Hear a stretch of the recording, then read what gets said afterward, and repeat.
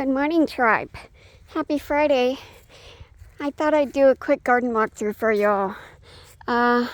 Rhubarb's starting to wind down. Finally, I feel like it's never ending. The more I harvest, the more I get. That volunteer tomato plant that popped up is doing good. We got cherries all over it.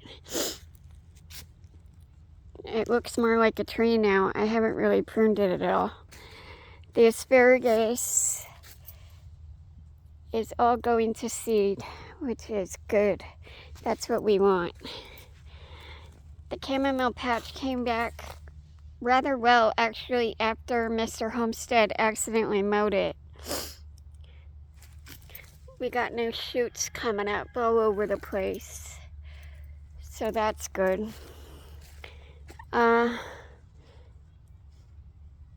The squash and asparagus bed has been doing really, really well. I've harvested more squash than zucchini. Did I say asparagus? You know what I meant. This one is actually a newer zucchini for me. I've never had it before. We haven't actually tried it yet, but I have 3 inside that I'm waiting. I might grill them up tonight for the party. And got a zucchini coming on over there. Another volunteer tomato that really hasn't done anything. It just kind of lives here.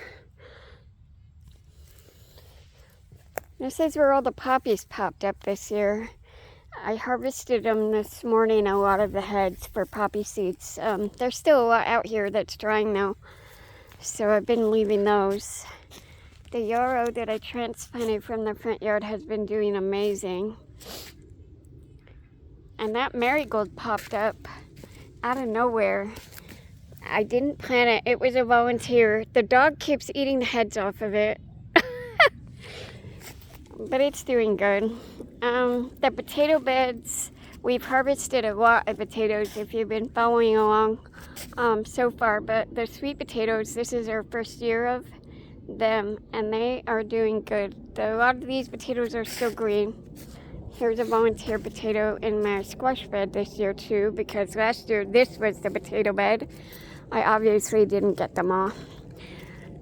So yeah, we've harvested a few plants here and there, but a lot of the potatoes are still green. The tomato bed, so if you remember, this tomato bed this is the last bed that we filled. And these tomatoes were saved from the nursery by my daughter. And they were all like half dead when we put them in the ground. They've all come back amazingly. I've only lost 2. And the 2 that I did lose actually did give me tomatoes. And then that was it. They were done. So I pulled those plants. There's a lot of scalding going on from the sun, but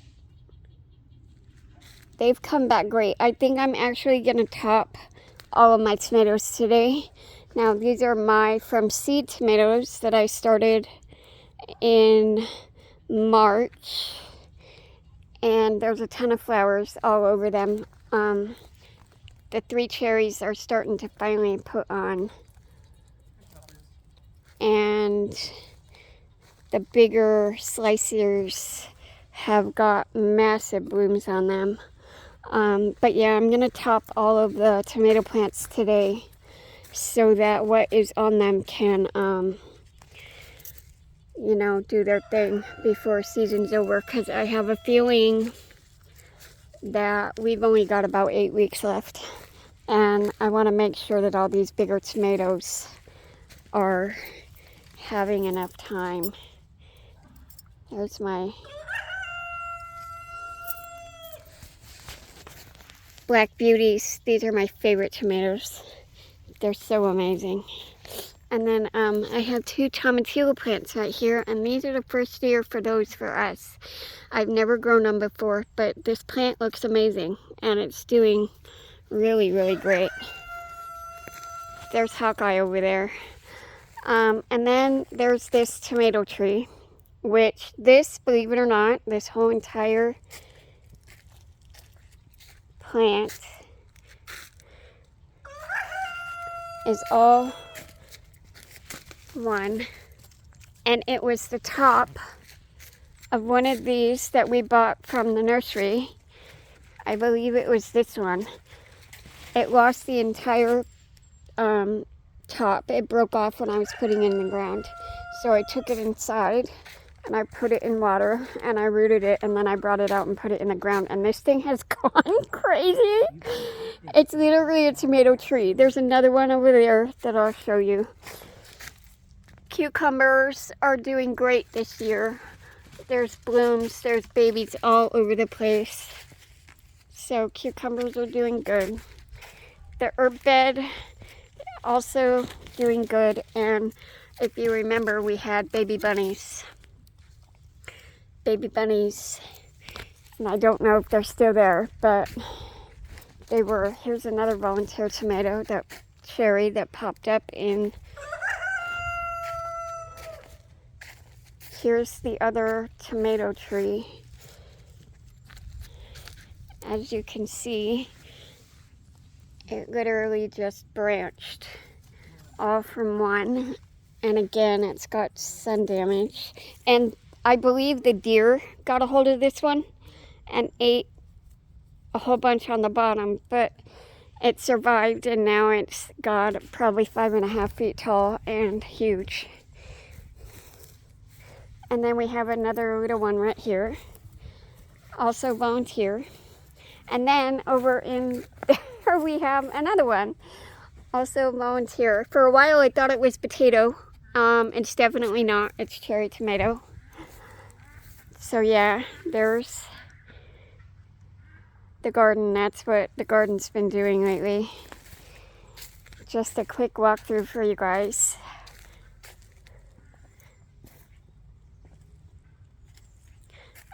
I did cut back a lot of plants just a few weeks ago, and the lemon balm, a lot of it's already growing back. The deer got my the tops of my strawberry plant, and they ate another one of my sunflowers, and I have one here drying. So yeah, I'm gonna go say hi to the chickens real quick since we're right here.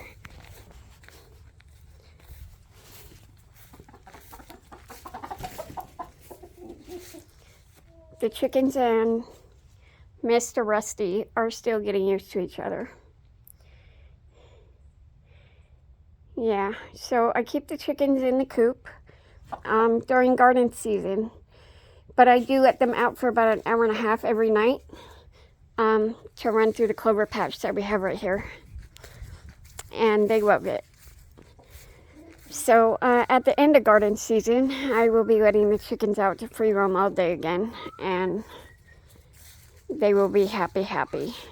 But for now, because I don't want them in my tomatoes, this is where they live most of the day.